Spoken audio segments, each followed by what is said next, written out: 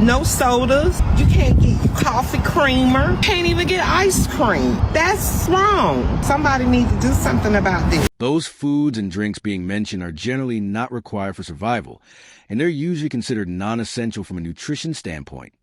While they can be part of diet in moderation, they aren't typically seen as core healthy staples. And with that, today's clips focus on recent welfare-related moments you won't want to miss. Starve us to death. I just got some bad news, y'all. The U.S. just voted against food as a human right. They out here preaching freedom and democracy while telling the world that basic survival is optional.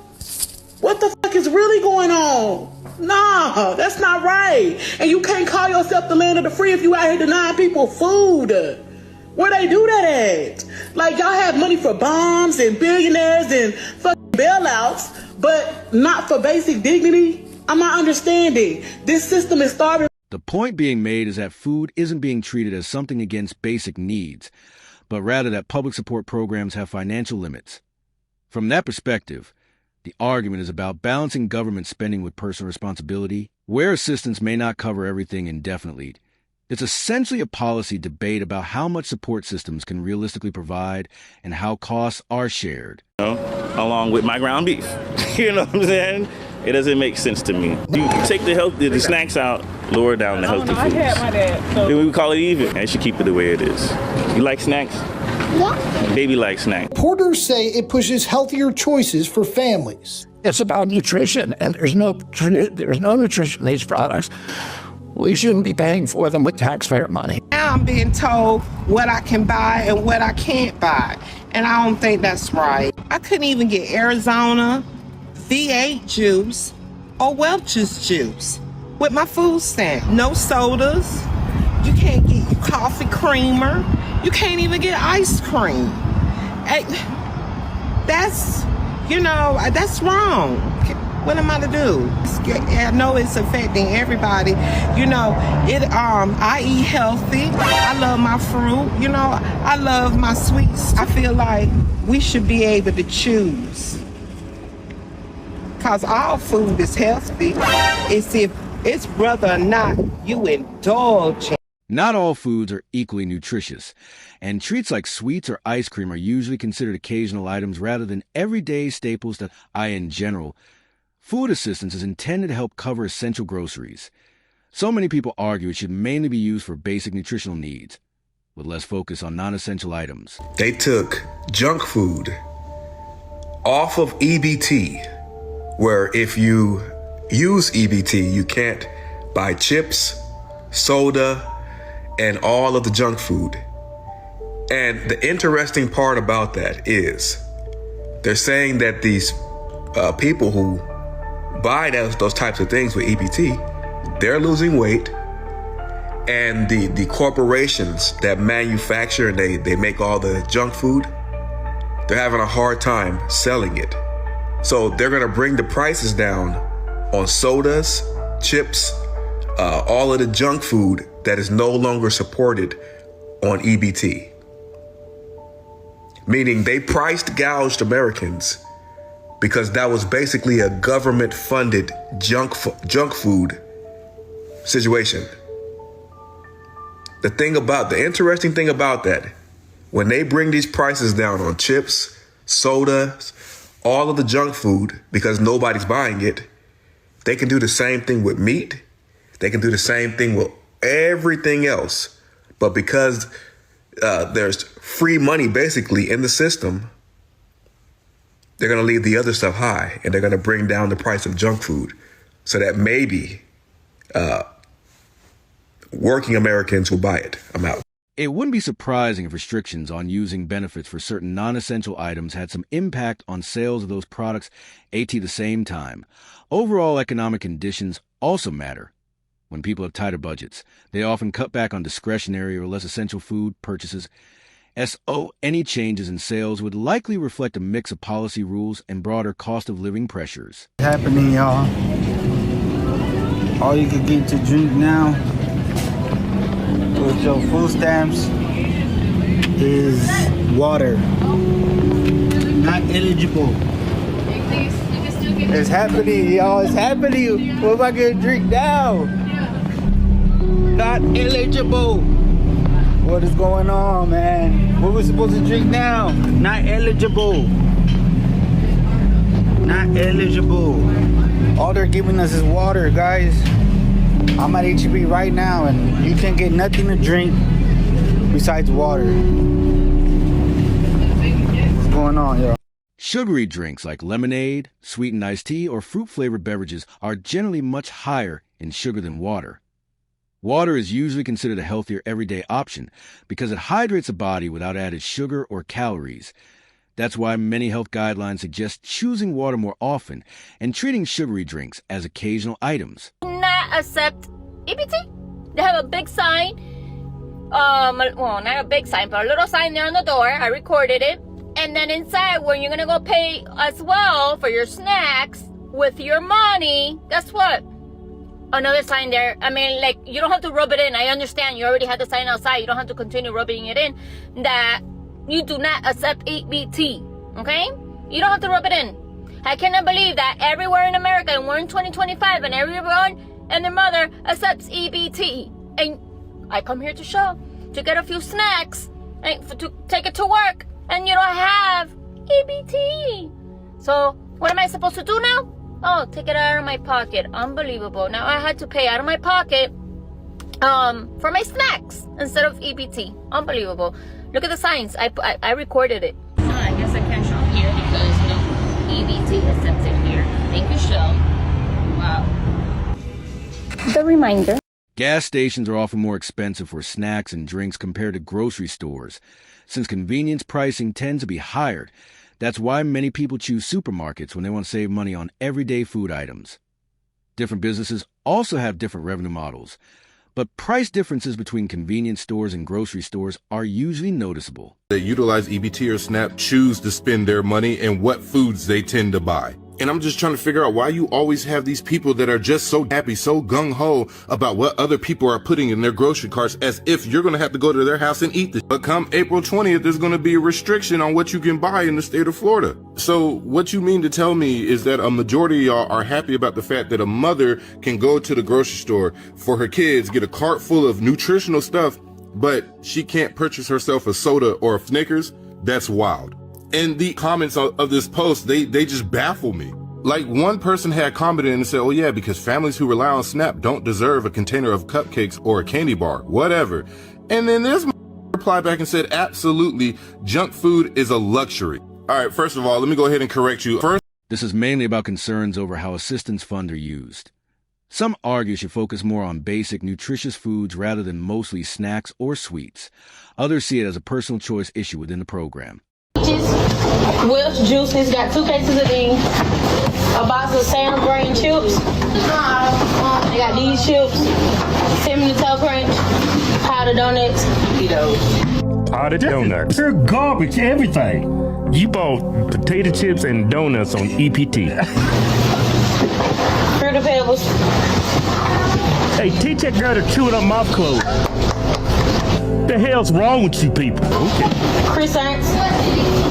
What she say, croissants?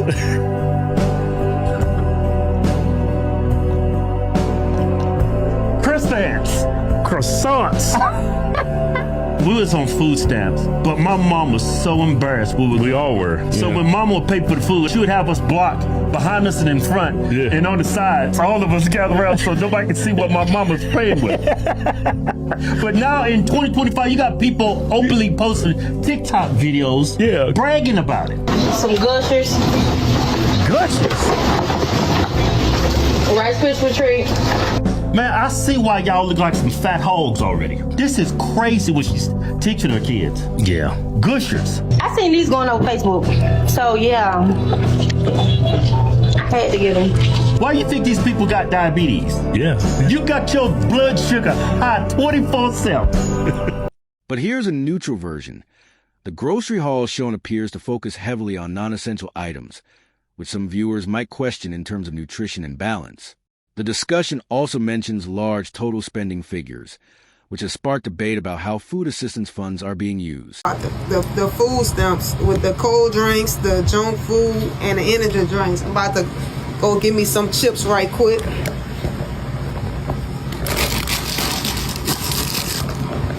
Hold up, let's see. Yeah, I'm gonna get them, Father. I'm about to get them. Food stamp.